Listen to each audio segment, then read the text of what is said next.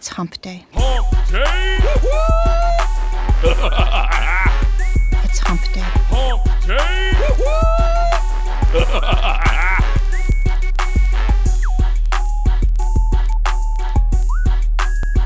And we're live. Hello, everybody. I know I'm not Bradley, but he'll be here in just a second. My name is Zane Miller. I'm guest producing the show. I'll be behind the scenes steering the ship and making sure that all of your questions are answered. So let's not stand on ceremony. We are at episode 15 of the Hump Day Hangout. So let's go ahead and introduce the man of the hour, Bradley Benner. Welcome, Bradley. That's how it's done. It's awesome. Thanks, Zane. I appreciate that. Zane Miller is a YouTube ninja. I've learned a lot of stuff from Zane over the last couple of years because he was kind of one of the YouTube pioneers, and he offered to guest produce today, and I was honored for the opportunity to have him come do it. So I appreciate you being here, Zane. Fantastic. I'm happy to be here. We've got tons of questions, so camera's on you, and unless you have any announcements that you want to make, we can just dive into the questions. No, let's jump right into it. All right, perfect. So first of all, we've got some questions from Carl, right? And he says, as mentioned before, my goal is to create several niches or verticals starting with the following: pets, medical, legal, and home improvements. Below are questions regarding my personal YouTube channel. So that you got the context. It starts out with, are all the videos I create for clients hosted on my personal Carl Lee YouTube channel / account with playlist corresponding to the niches or verticals mentioned above? And then do you want me to just keep going with the rest of them as well? Yeah, in this case, we had this question actually last week, and apparently he's still unclear about it. And so if he's unclear, there's a chance that others are unclear as well. So I think it's something that needs to be covered once again. And so, in fact, Zane, I'm going to probably have to take the screen because I've got Firefox opened up into a channel that I can actually set up some mock channels really quickly. Okay. So I'm going to go ahead and grab the screen as soon as I and jump back over there. I'm just going to go full screen. You guys, make sure. Let me know if you're coming through. Okay. All right. Let's just make sure. All right. Yep. Displaying your screen. Okay. So. What Carl's asking is essentially he wants to know if he's going to target different kind of niches. There's going to be, so it's not all focused around one theme or one niche, one industry. So where the confusion is coming in, I believe, is the fact that, Carl, I don't think you understand that you can have different channels under your main account. Okay. What I tried to show last week was that what I suggest is that you, whatever your main area of expertise is for you personally, that you create a channel under your account for that industry, okay? And then you put videos into that channel. So I know Carl because I've met him before that he's done a lot of pet marketing stuff for the pet industry. So if that's your main area of expertise, Carl, then I would suggest that you have that channel.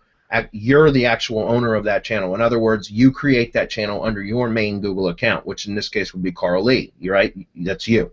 But for any other industries that you're not an actual expert in or whatever, what I would suggest doing is setting up a persona, creating the Google account, the Gmail account, follow the training. I know you've got the IFTTT SEO Academy training, so follow the training, create a separate persona, and then create that channel underneath that persona as the owner, and then add yourself as a manager. Okay, as a page manager. That way you can still log into the channel and do all your videos and everything else through your main Google account. But you do not need to, what I'm suggesting is that you keep them separate. I found that it just, by doing that, it builds the authority of your online presence for you, Carl Lee, okay? And also the personas, it builds their authority because it's all focused around one individual niche. So I think where the confusion comes in is where Carl is asking about playlists instead, and playlist doesn't have anything to do with any of this. I just want to make that clear. So essentially what I would suggest doing is, like, here's a persona that I had set up. In fact, it's a Brad Benner persona. It's just another channel that I had set up for how-to SEO. And what I would do is I would come in here and end up going to a different channel or creating a different channel. So as a matter of fact, I guess I have to switch accounts real quick, so give me a minute. Let's see. Zane, where do I add channel? I forget how to do that now. YouTube channels? Well, no, you want to click right here on the right. Oh yeah, that too. Yeah. So just click on. So for Carl, what I would do, Carl, is underneath. You set up. If you wanted to set up additional channels underneath your own account, you could. You'd click on your image up here. You click on the little settings icon, and it's going to take you to this page. And right here, you can click on See All My Channels or Create a New Channel. Okay. So in this case, if I wanted to, I could create a new channel by clicking on that and then giving my channel a name. So let's just say I'm going to do Pet Supplies. Let's just say that that's the channel I was going to do. I would select product or brand, agree to the pages and terms, click Done. Okay, so now what this is going to do is it's going to create a YouTube channel, Pet Supplies, and at the same time it creates a Google Plus page. Okay, it does that at the exact same time. So in fact, if I click on View as Public here, and I'll go to the public page and I click on this now, the Google Plus image, you're going to see it's going to be a Google Plus page. You see that? But I don't recommend doing that, and I said that last week, because what I recommend doing is setting up a persona, creating the channel under the persona, and then adding your main account as a page manager, so that you're keeping even your personas themed and everything themed. And I don't know how to make that any clearer, but let me just go through this one more time, and because we went through it last week as well. But once you're on the actual page that you created, so let's say that you set up your pet supply channel under a John Doe account, okay? You created a whole new persona. John Doe's his name. He's got his profile photo. You've got the Google account. You've got all the other accounts that I told you, that you know how to set up from the IFTTT SEO Academy. Then when you get the page created and the channel created, you come over here to the page itself, go to the hover over the drop-down menu over here, go to Settings. Once you go to Settings, you go to Managers. From here, you click on Add Managers, and you put your main Gmail account email address in here and click Invite, and it's going to send you an invitation. In fact, if I were to put my own email account in here, then it would notify me immediately that I've been asked to manage this page. I'm not going to do that because I'm going to end up deleting this channel as soon as we're done anyways. But my point is that that way you can still log into that channel and do all your video stuff through that channel through your main Carl Lee account. But it keeps it separate to where it's owned by the persona, and that persona is themed around that niche. That's how you build authority for those personas. Remember, we're in the semantic web now. That makes a huge difference. You don't want to spread your authority thin across multiple niches. You want to be an authority in one major area and build your persona or your main profile or your persona's profiles as an authority in that area. That's part of the semantic web. That's part of what Google Plus is about. I wouldn't suggest mixing it, okay? So I hope that makes sense. I hope that was clear, because I know we had that question come up last week, and I thought it was pretty clear, but I might not have been. Yeah. Well, I wanted to. I have a quick example that I can show to nail it down here. So you can see my screen. You see that I've got this Google Plus page. It says Shirley McGee, right? This is what he's talking about as far as setting up a persona, right? You have a page that acts as the sort of the host, and then you are having that host, the persona, make your personal channel a manager of that presence, so that you are separate from it, but you're getting all the benefits just as if you were connected to it. That's exactly right, and that's my point. You can still manage your persona's channels through your main account, and that makes it easy on you, right? You don't have to clear your cache and cookies and log into different accounts and all that. You don't have to do that. You just got to do that when you initially set up the account. Then you make yourself a page manager, and then you can log into that from your main account, and that's gonna make it so much easier on you for managing and everything else. But again, I suggest that you own the page or the channel through the personas, unless it's directly tied to what you're an authority in. Okay, because that's part of the semantic web. You want to keep that tight. Okay, I hope that makes sense. Yeah. So what was the next question? Yeah, so he had like the next part of it is there was 3 parts. So the second part of the question was, are these videos then linked to the Tier 1 corresponding persona properties, i.e. pets, medical, legal, and home improvements? Well, yeah, you'd set up separate networks for that, right? So each industry is going to have its own IFTTT network, okay? So then you're going to tie that channel to each network respectively, to its respective network. Does that make sense? So, in other words, if you have a pet industry channel, you're going to have a pet industry network, and you're going to tie those two together through IFTTT. You're just going to activate the pet industry, let's say the pet supplies channel, will be the trigger channel. That's the channel you're going to activate in IFTTT that's going to feed that network. Every time you upload a video, it's going to automatically distribute that video to that network. And then the same thing as if you've got home improvement network. Then you have a home improvement channel. It's going to be a separate channel, okay? So then what you're going to do is you're going to activate the home improvement channel with that network. So you keep everything separate. What you don't want to do, what you can't do, is activate two channels to the same network. You can't do that anyways. IFTTT will only allow you to activate one YouTube channel. And that's a good thing, because otherwise you guys could have multiple channels mixing and matching videos on networks, and that's not the recommended way to do it. You want to keep everything themed as tightly as possible. And just to say it explicitly, just in case anyone's wondering about that, is that each one of these is you're gonna pull an RSS feed from each one of those, if that's what you're doing. Well, yeah, but remember, with YouTube syndication, you're actually activating the channel. It's not feed driven. Right. To tier 1, right? So that's why I'm saying you're going to activate each channel with its own network respectively, and that's how you're going to do it. Okay. All right, so we'll move on. If there's any additional, I'm sure I'll get questions about that additionally, but I think that's pretty clear. All right, cool.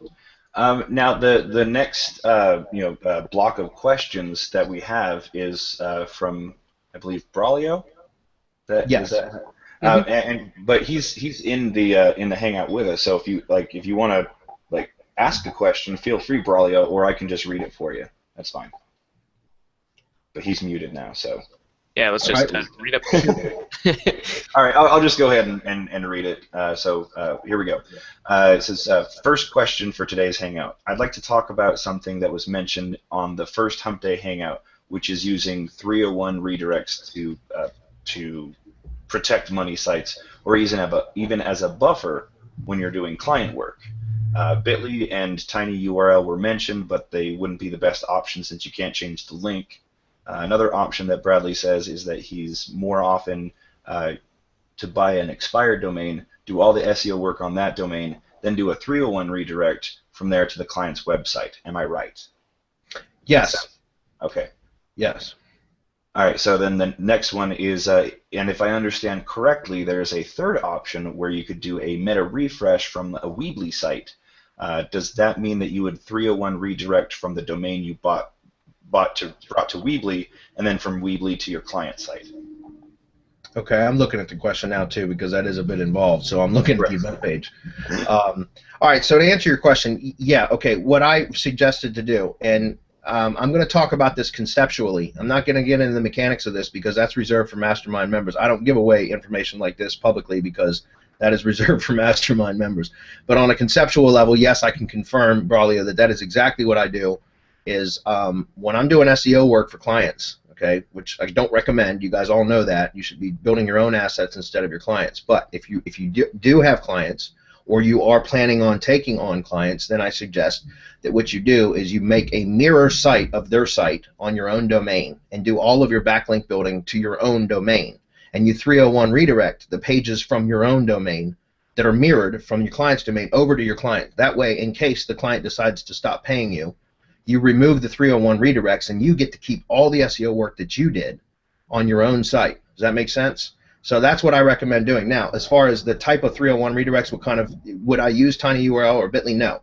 I'll use those for cleaning. And in fact, I don't recommend using Bitly at all for any sort of redirect stuff other than pure spam.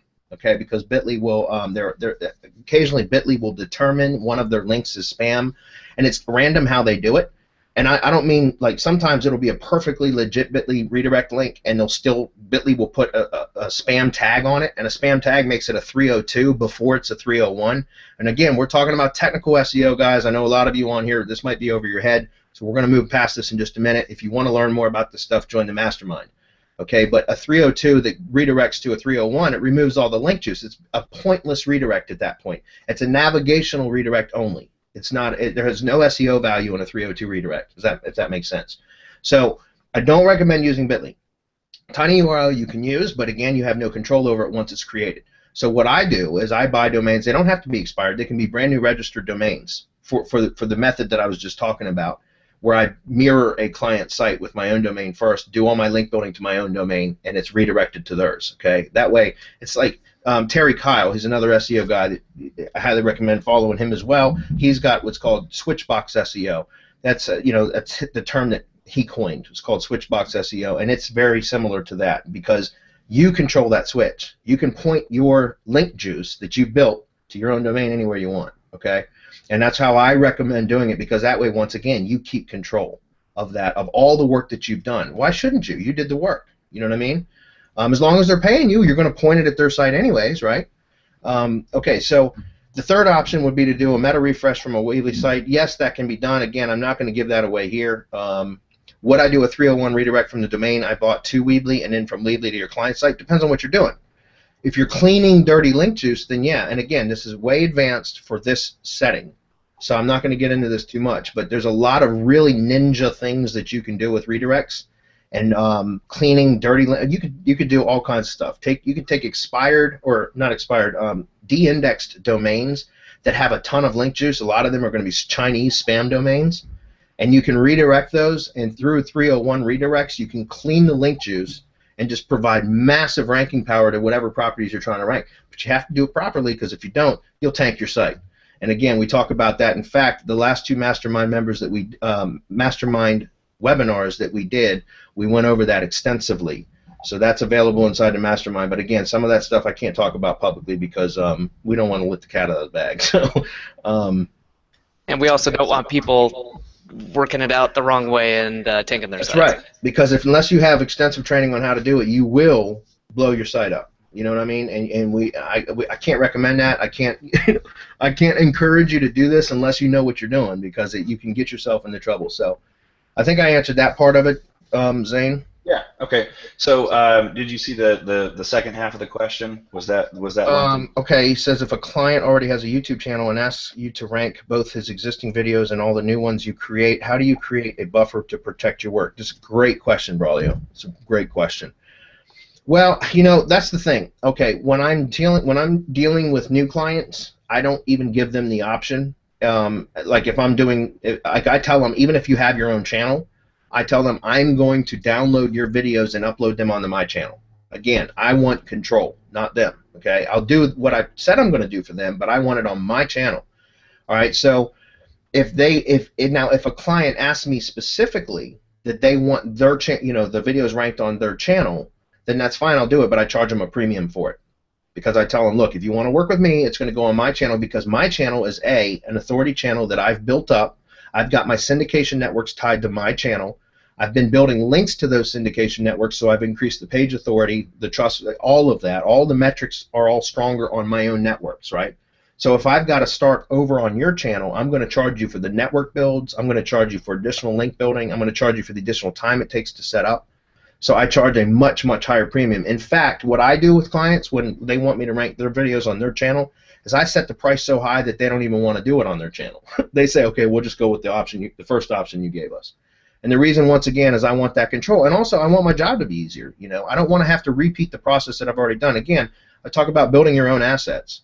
Well, once you've built an asset that can produce results for you very easily with less work, with very little work, right, additional work, then why not force your potential clients or your customers onto your own network where it's going to make your job easier anyways. However, again, if they want to do that, if they insist, let's put it that way, then fine, charge them a premium.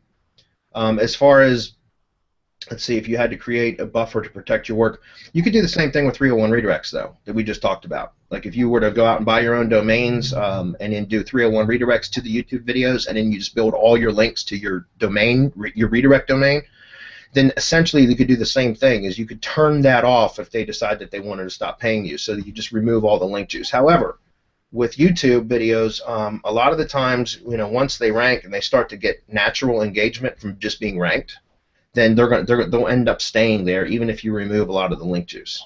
Okay, the hardest thing is to get them there. Once they're there, the natural engagement just from being ranked and getting activity on them will help to keep them ranked. Does that make sense? Okay. Awesome. Great explanation. So, I'm sorry, Zane. The last part of the question, I am looking at it, so I was just going to answer that. Yeah, go for it. Since I know Bradley mentioned on this video somewhere, I've lost count of how many I've seen so far between the IFTTT training and the Hangouts.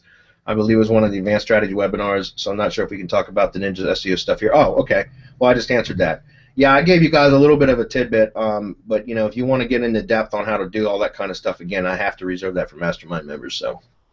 Okay. Now, Braulio actually just threw in a follow-up question here in the chat, since he's in the group here. Okay. And what if the client is afraid of losing the investment they made with someone else who created the video, because you would be quote unquote owning it or taking away a video that they paid for? Well, no, you're not taking it away. You're just telling them that you're also uploading it to your channel. So it's not like you're saying, I'm taking the video off of your channel and putting it on mine, and I'm going to be in control of your video. No, it's not that. You're just saying, look, you can do whatever you want with your video. You say this to the client. You know, if you've got it on your website, you've got it on your own channel, that's fine. I'm not going to touch that. All I'm going to do is copy that video, download it, and upload it also in addition to where it's already on your channel onto my channel. And I'm going to perform the SEO because my network, and here's how you sell it, my network is built such that it will rank your video. Your network is not. If you want me to rank it on your network or on your channel, then that's fine, but I'm going to have to build you a network, and it's going to cost this much additional money because it's going to take me this much additional time and additional work. You see what I'm saying? So, again, I suggest that if somebody is worried about that, you need to calm their fears by saying, I am not going to take your video away from you. I'm just going to duplicate it and put it on my own channel. So you'll have it in both places anyways. And if they decide that they want to stop paying you again, like, you know, if they say, okay, well, I don't want to pay Braulio anymore, then Braulio, all you do is just turn their video to unlisted. Here's why you don't delete the video. Because if you delete the video, all the link juice that you built to that video by syndicating across your networks disappears, right? Thin air, it's gone. So instead, you keep the video on your channel, you just keep it to unlisted. Because then it's still a live video, but it's not going to rank in the search engines anymore. But still, all that link juice is still funneling in through that video back to your channel, which adds to the authority of the rest of your channel. Does that make sense? I am so glad you said that, because so many people just assume that you should delete it. No, because then you just pissed all that work away. You know? Yeah, and not only that, you can use that same unlisted video as ways to show future clients, right? Another prospective client say, hey, this is what I did for somebody else. You can see the view count here, and you can decide how much detail you want to go into it, right. But you can still leverage it beyond the work that you put into it. So that and something that's interesting that I've experienced before when I've done that, when a client decided that what I was doing wasn't valuable to them anymore, and then I've unlisted their video, and in seconds it disappears out of the search results, right?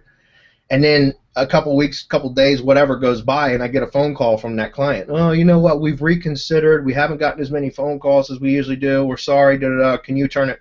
Can you put it back? Well, if I had deleted it, then I'd have to start all over. But with it being unlisted, all I got to do is reset it back to public, and it usually, boom, comes right back to where it was. You see what I'm saying? Yeah. It's very powerful. Makes you look super pro, too. Yeah. All right, awesome. Braulio says, yes, got it. So he will have two of the exact video, but on different channels. Yep, won't be a problem. It's on a different channel, so it won't be duplicate. Awesome, awesome. Okay, upward and onward then? Yes, please.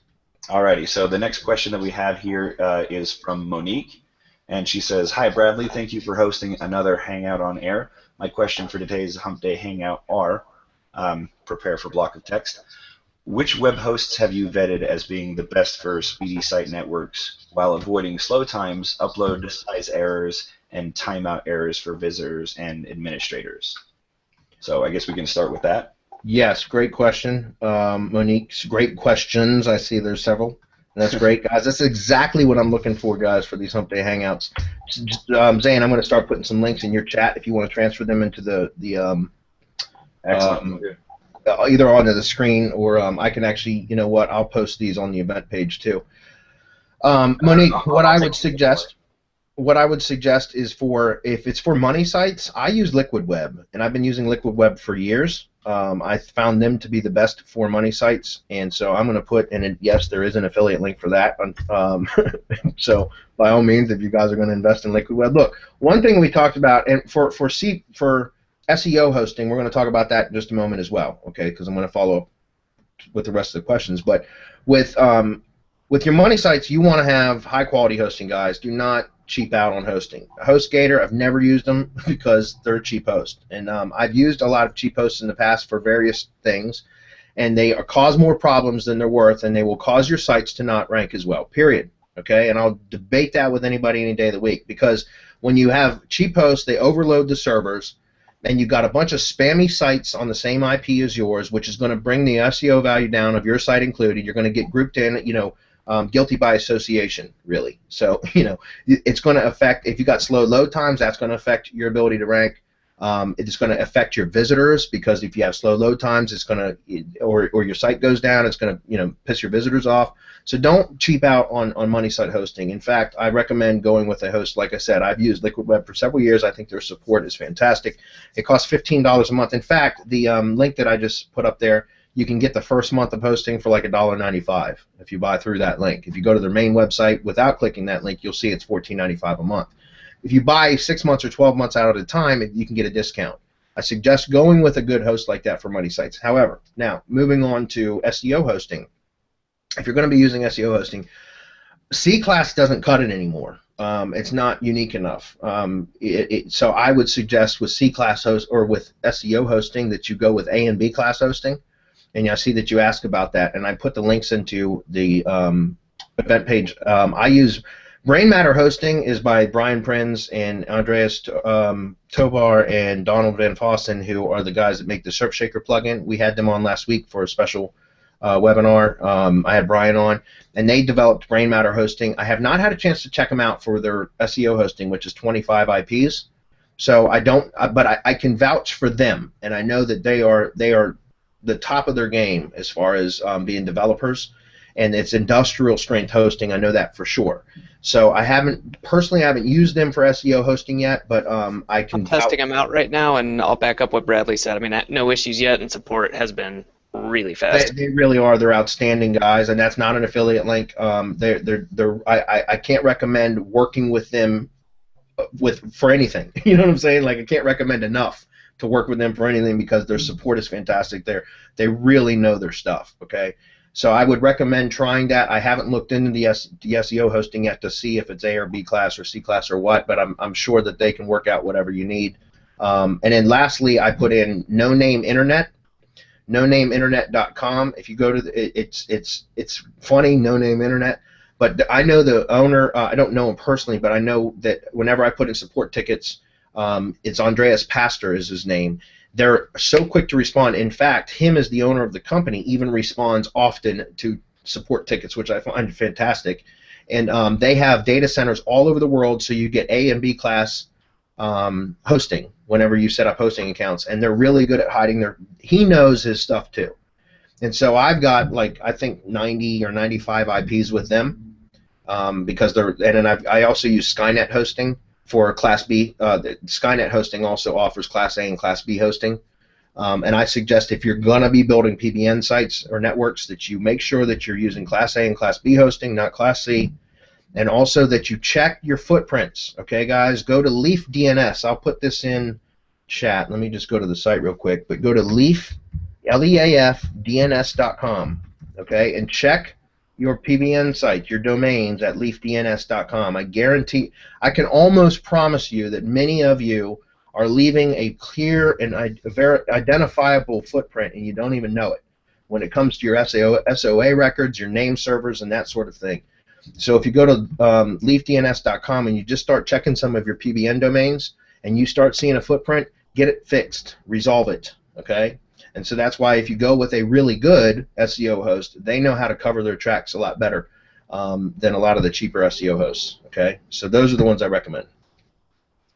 Awesome, awesome. So the next question is that are there any issues when using the site cloning feature in the WordPress Softaculous? Okay, all right. Yeah. So.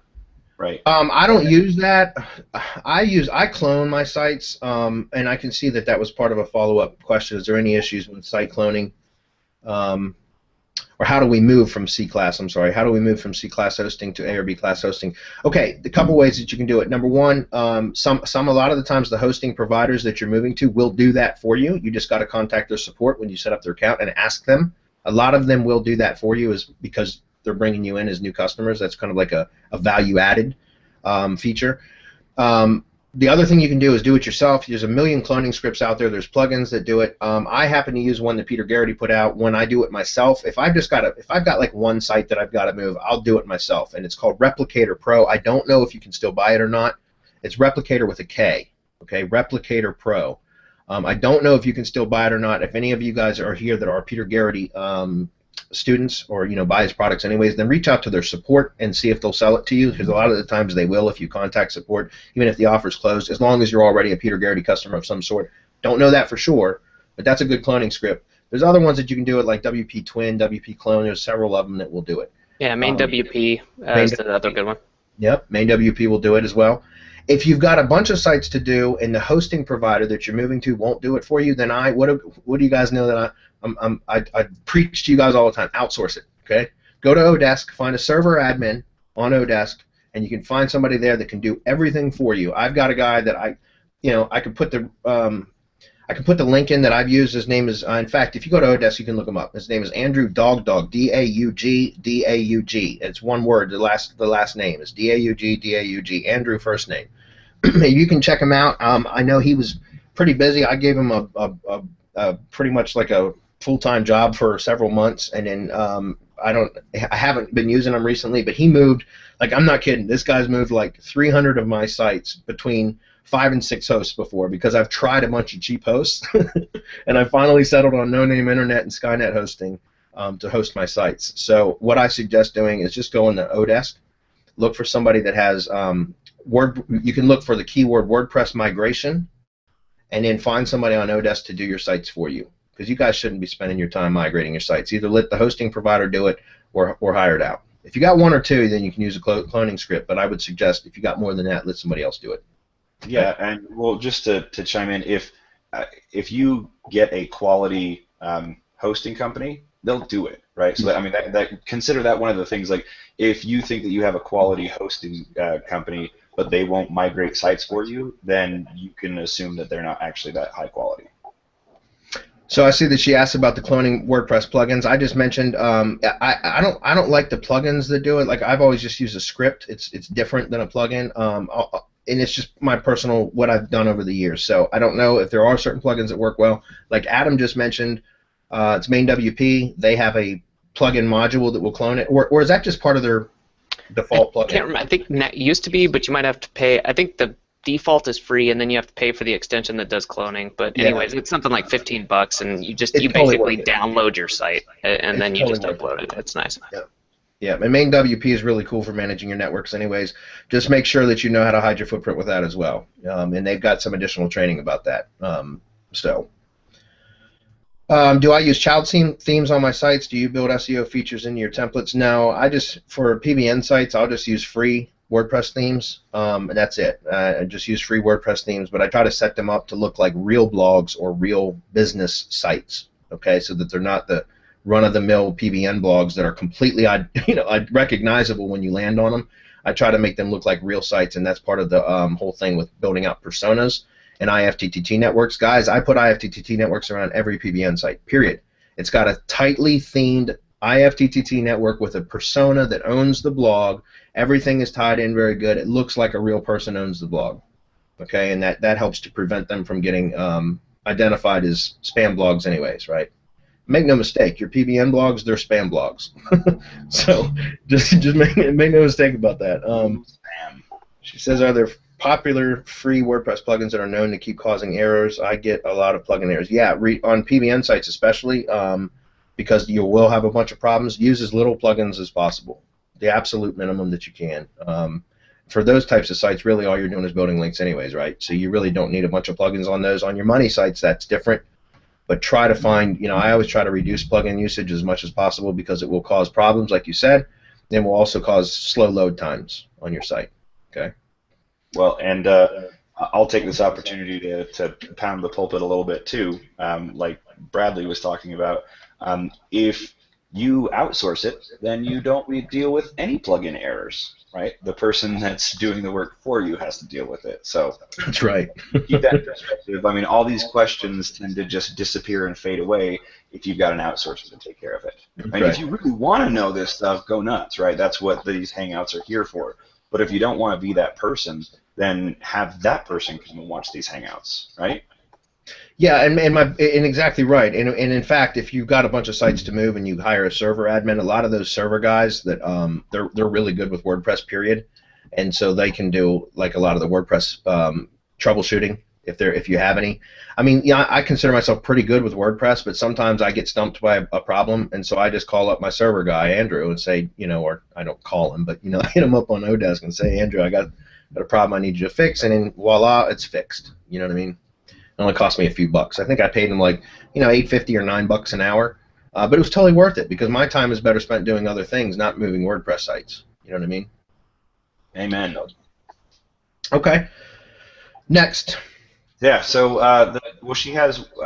I mean, we can go into more of this as well. You were talking about some YouTube playlist stuff, but some Tailwind stuff. Do you have a winning SEO strategy for YouTube playlists that you can share? I love timing. Perfect opportunity to pitch our next thing. Actually, guys, yeah, what we're doing is we're Adam and I are putting together a YouTube playlist silo.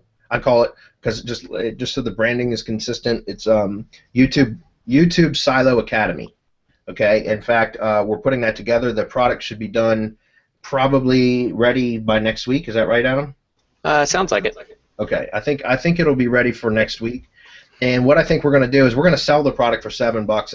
It's a full-on training series on how to set up the YouTube, how to silo YouTube playlists. Okay. However, for those of you that are already IFTTT members, we're going to make you guys just a special offer where it won't cost you a dime. I'll explain that to you guys later or when we launch the product. So that'll be by this time next week. It'll be launched. But you guys will get it. It won't cost you a dime. I'm just going to ask you to do something like fill out a survey, tell me what it is that you want to see next or that you want to learn next, so that we can develop or provide training for you guys that you want specifically that's going to be useful. So we'll probably send out like a survey. Once you complete the survey, you'll get to download the product for free or get access to it. We're going to put it in a membership site just like IFTTT SEO Academy. It'll be YouTube Silo Academy, and you guys can come join that as well. So we'll make it a special deal for you guys, and then to the rest of the general public, it'll be just a $7 product, but it's totally worth it because it's some pretty ninja stuff. So that should be available by this time next week. Wow, that's tough. That's some top shelf stuff right there. Fantastic. All right. Well, yeah, that was it. She said, thanks in advance for all of your answers to my questions. So we are up to all of the questions that were sort of preset, and now we have more of like the real-time questions. So if you have any other questions, of course, feel free to drop them in. Bradley's going to be here as long as he's going to be here. So. Let's see, what do we got next? Okay, I'm seeing a few. Brian asked about a keyword. Brian, I can't do keyword research for you on this webinar. It wouldn't really make sense. I can give you some pointers, but it would have to be outside of this particular format, just because I'm not going to go start doing keyword research. Everyone else would fall asleep. So, but Brian, you're in. Just hit post the same question if you don't mind in the Google Plus community, the free, the one that you're a member of as well, the free one, and I'll shoot a little quick training video to show you how I would find a keyword for you. Okay, and I'll stick it in there. Cool. Okay. Next week, Jason was just saying, "Can I get a shout out? I'm in there." Jason, what's up, dude?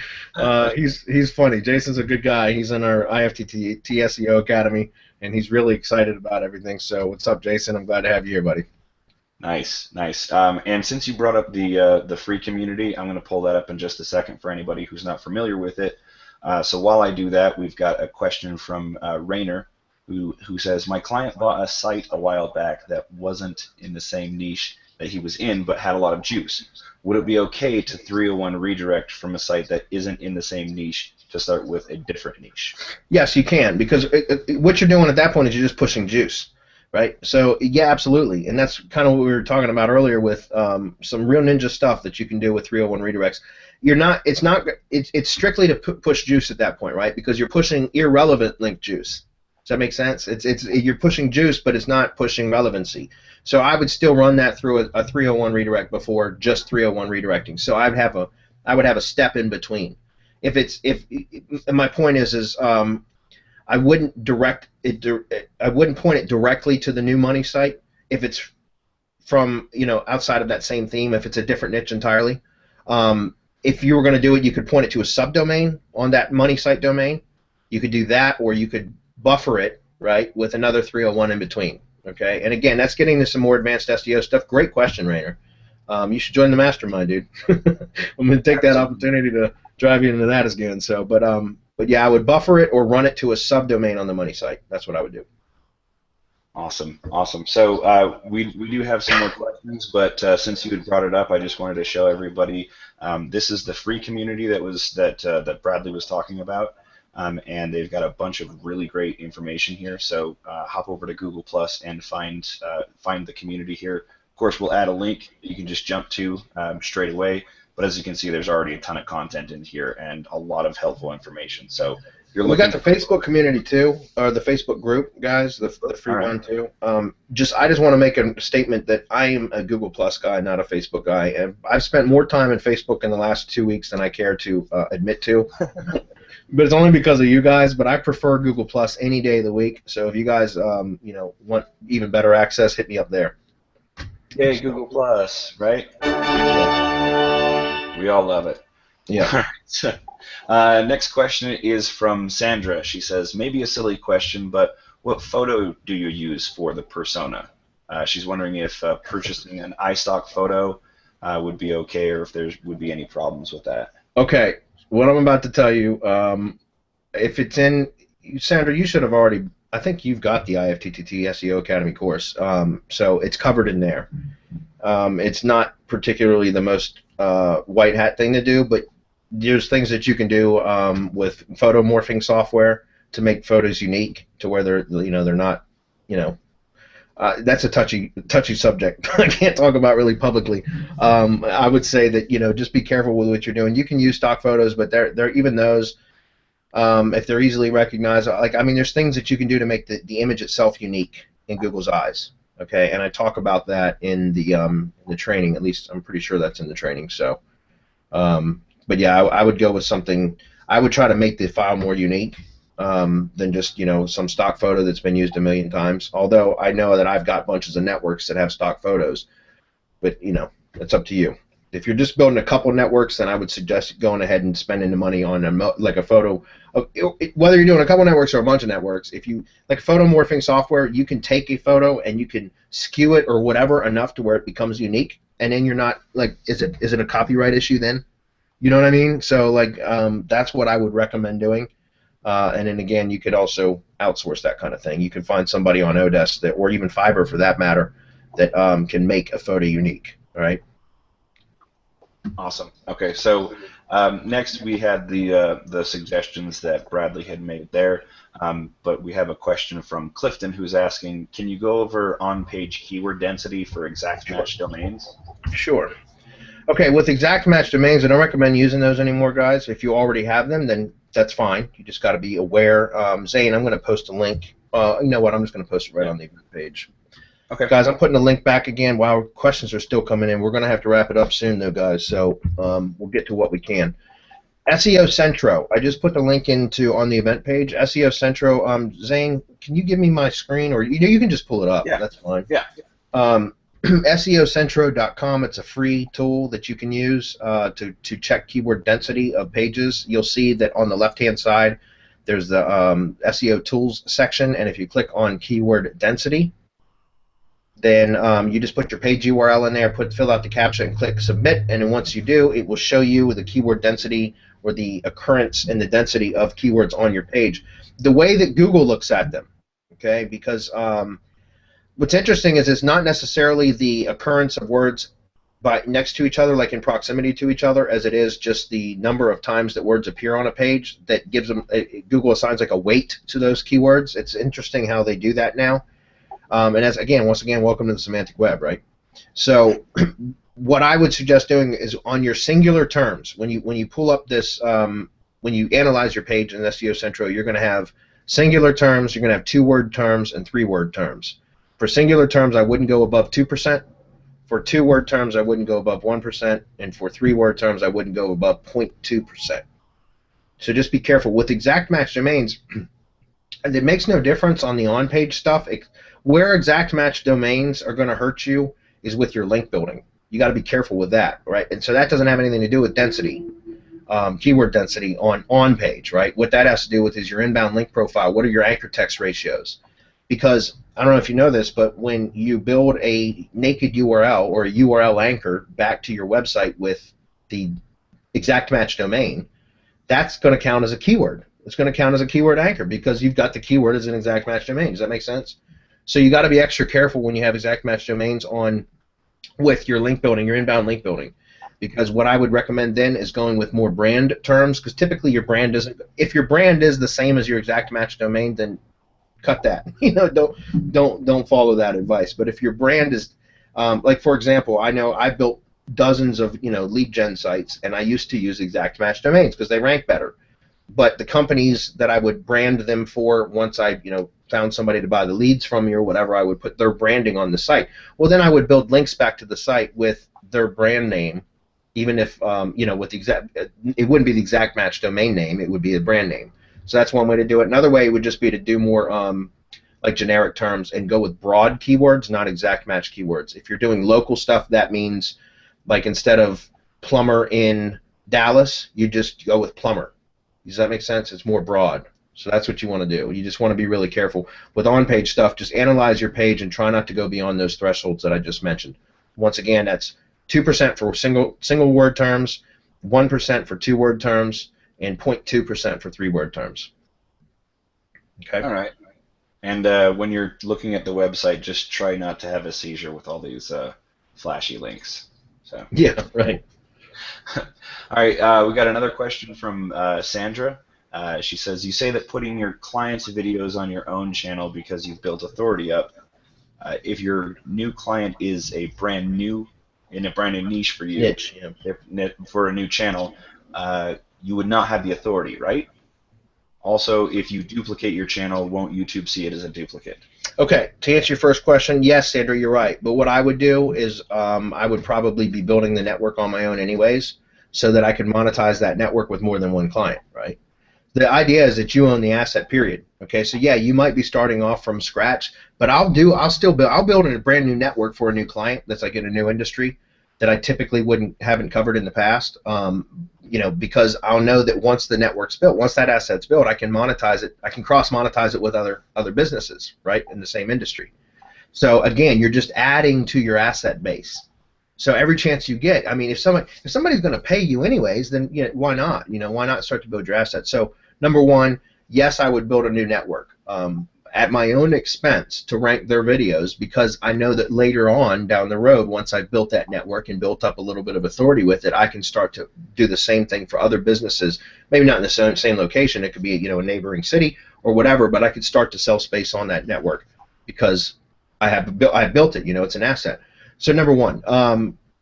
Also remember that, and I mentioned this before. Look, if you guys are, I recommend, and we had one of our mastermind members, Scott, asked us this in the mastermind. I think it was yesterday or the day before yesterday. He asked about, in starting to build out his networks, should he brand a network for a particular city, or should he brand a network, theme a network for a specific industry?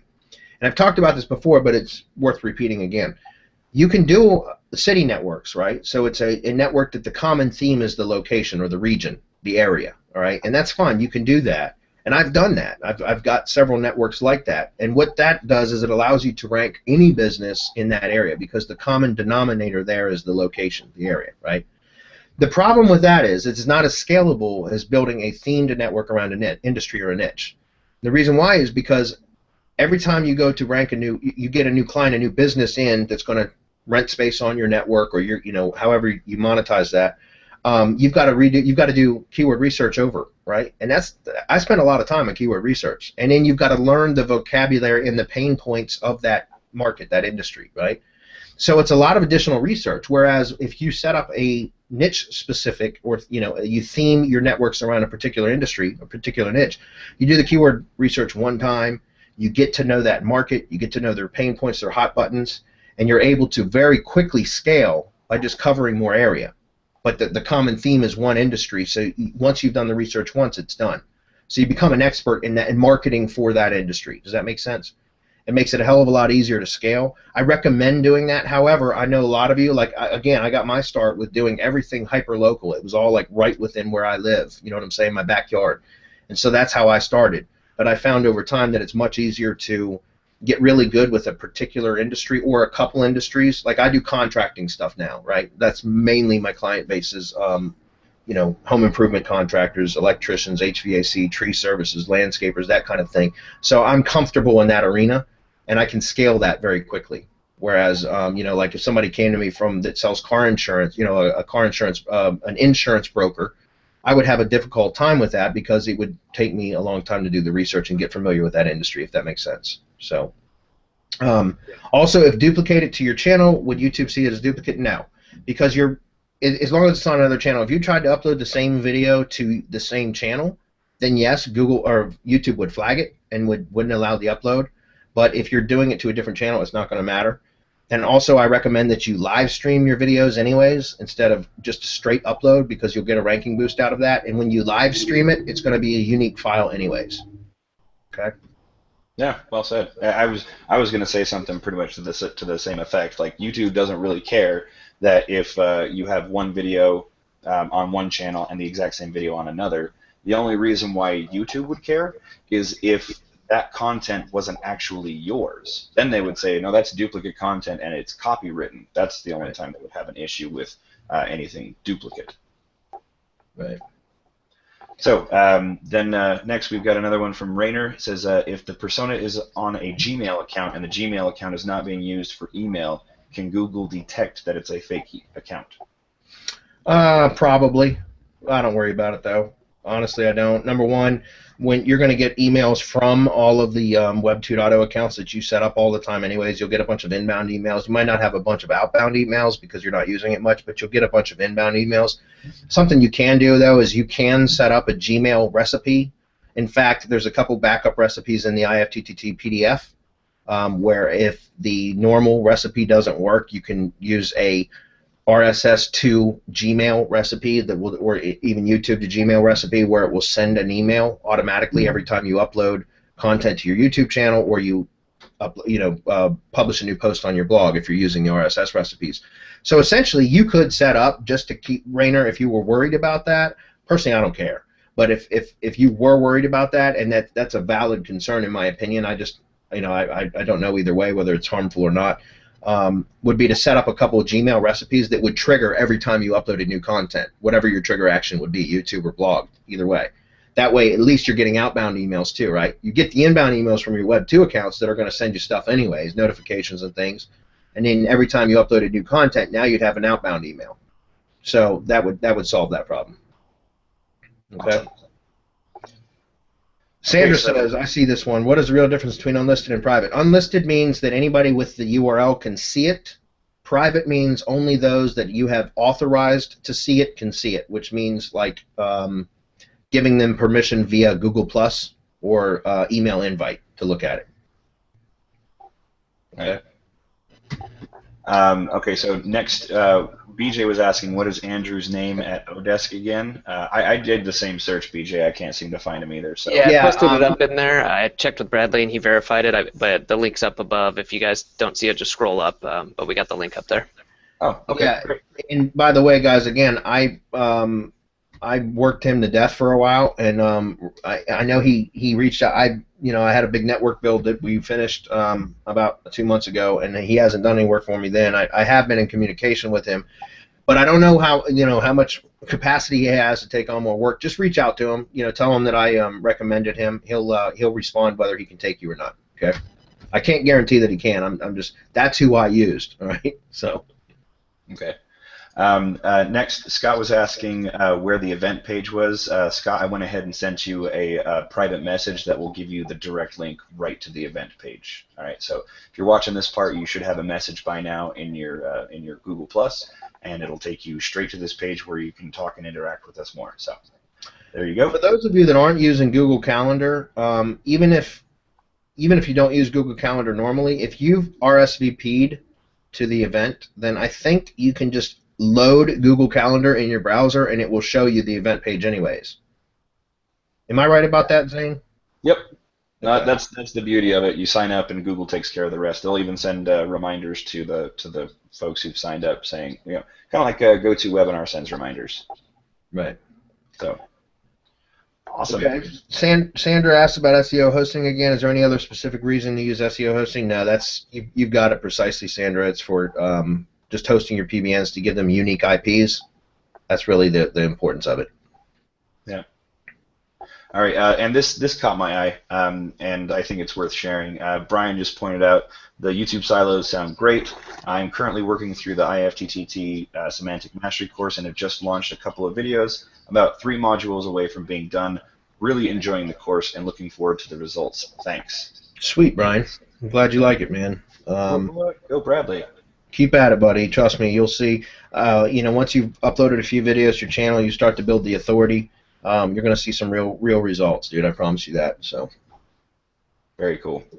Okay. And we've got 2 questions that just came in, but that'll catch us That'll up. wrap it up. Yep. Yeah. So first one is, what do you recommend? How would you recommend that we utilize SendWire with our new networks? Great question. Okay, I actually created a video, or not a video, an image earlier today. Let me see. What I'll do is I'll open it up real quick, and then I'll take the screen for a minute, and you guys can take a look at it on my screen, and then I'll upload it to the event page so that you guys can have it right on the event page. Okay. Awesome. So somebody in one of the there's a Facebook group for SendWire buyers, and somebody asked about that, so I created a graphic earlier today showing exactly what you're asking about. So I'm just going to take the screen for one moment. Let me grab that. Okay, guys, tell me if you can see this. You all seeing that? Nothing. Oh, there we go. Okay. So here's the tiered network image, guys, that we've used in the training. It's on our blog and that sort of thing. And so where do we use SendWire? Well, here you go. Use SendWire to. I use SendWire. I don't use SendWire to link directly to my money site. Now, if you're doing YouTube videos, it's fine. Okay, you can blast away, and you can use the SendWire properties for embeds too, right? So that's fine because it's YouTube. But if you're building links directly to a money site, so a self-hosted WordPress site or whatever kind of site it is, doesn't have to be WordPress, one of your own sites, then I wouldn't recommend using SendWire directly to your money site unless you're using real unique content. No, none of this spun garbage crap. Look, I use spun garbage crap all the time, guys, make no mistake. But I use it carefully and in the right places, okay? Do not point that kind of stuff directly at your money site. So I don't recommend that. Now, again, their training may tell you to do so, and if you want to listen to that, that's fine. I'm not telling you not to. I'm just telling you how I use it, okay? So what I do is I use the IFTTT network as my tier 1, and then I'll blast the hell out of it with SendWire, so the tier 1 network. So I'm building tier 2 links with SendWire and tier 3 links. You see that? So where do I use SendWire? I use it on all of the properties that are around my main money site. And then from there, you can even build links to those. I got it like tier 3 and tier 4 if you'd like, and that's where I'll start using things like GSA. That again, that's a bit more advanced. GSA is a pure spam tool.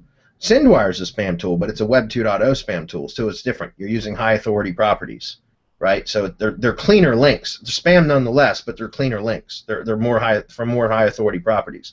GSA is a pure spam tool, and it's freaking fabulous if you know how to use it. But if you don't, you can get yourself into trouble. So what I'll do is I'll pump page authority into my networks out at like tier 3 and tier 4 using GSA, and then I'll use SendWire as tier 2 and tier 3, or FCS Networker. That's another Web 2.0 spam tool that's quite amazing, and it's called FCS Networker, and we'll build second and third tier links with FCS Networker and then GSA those as well. Okay. But a lot of this you guys can accomplish with your IFTTT networks on tier 1. Reason I like doing that, guys, is because they're clean.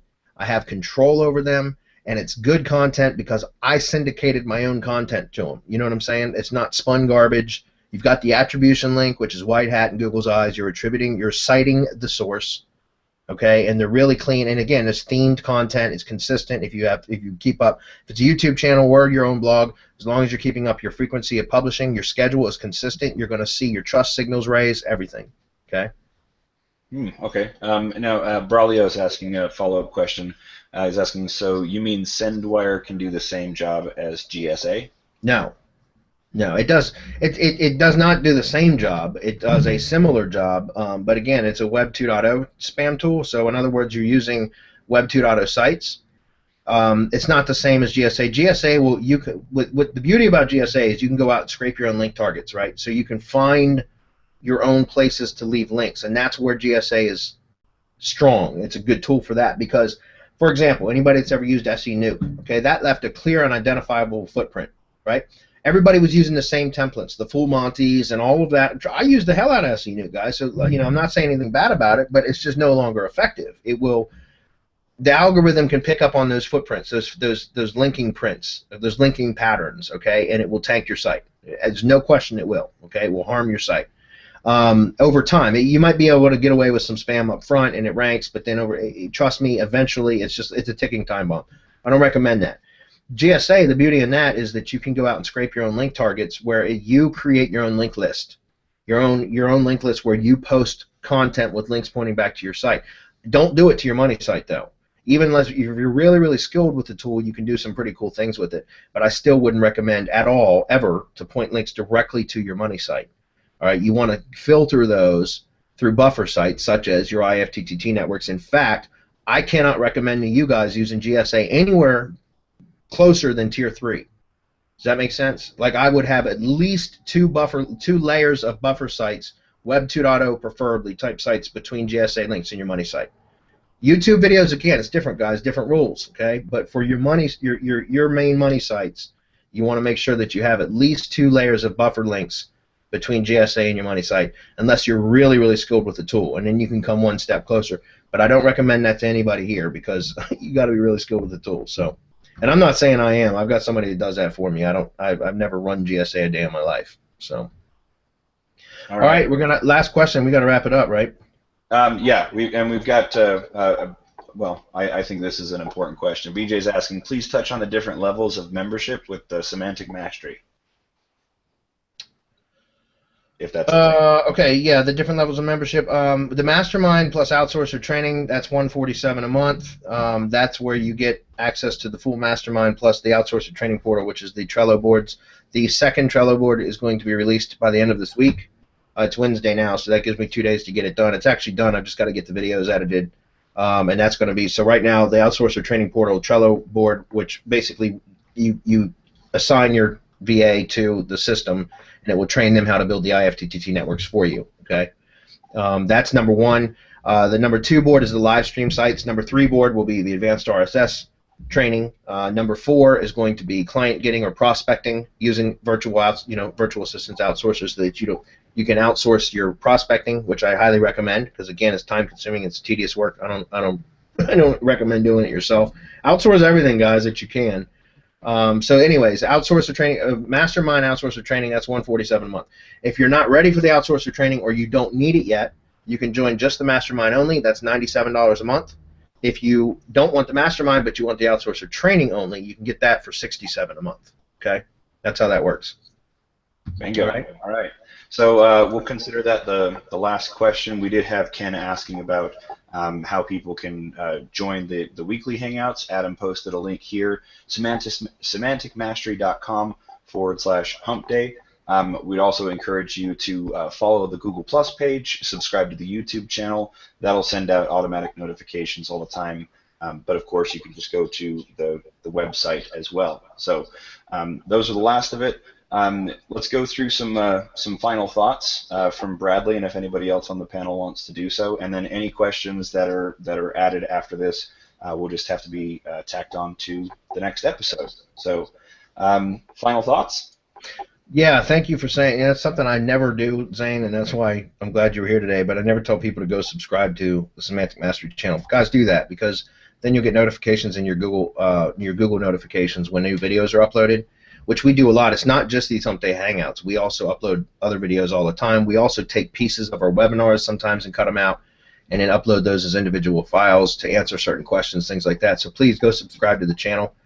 Yeah, anybody that's watching this that doesn't know how to find the event page, it's always going to be at semanticmastery.com/hump day. It's an evergreen link. In other words, the event page URL changes, but we have semanticmastery.com/hump day redirected to the event page. So we just change out the URL on the back end so that that link is going to remain evergreen. In other words, anytime you guys want to find the next Hump Day Hangout, where the replay from last week's Hump Day Hangout will be anyways, just visit semanticmastery.com/hump day. Go bookmark it. You know what I mean? So, but other than that, guys, I appreciate everybody being here. It was over an hour again. So we've got our next mastermind webinar is tomorrow, and then next week, which is the following Thursday, we have Hump Day Hangouts on Wednesday, but then on Thursday we're going to have Advanced Strategy webinar number 3 for IFTTT buyers, where we're going to talk about more YouTube SEO stuff, and we're going to talk about setting up funnels so that you can automate your prospecting, okay, to a certain degree anyways, and we're going to talk about that. And then also the last reminder is that we're going to have the YouTube Silo Academy. We'll have that for you guys by Wednesday next week, and I told you everybody that's watching this can have the opportunity to get it for absolutely free, or you can pay $7 if you want, but you'll just have to do a small task like fill out a survey or something like that. So we'll tell you more about this next week. Alrighty. Adam, it looked like you unmuted your mic. Did you have anything to add? No, I just wanted to say thanks to everybody for watching and writing down all the questions. We really appreciate it when you get in here ahead of time and start the conversation, because that really helps us if we need to prepare. There's something to look up or reference. It's really good and helpful. Well, yep, awesome. Thanks, guys. Appreciate it. Okay. All right, take care. Thanks, Brad. Adios, everybody.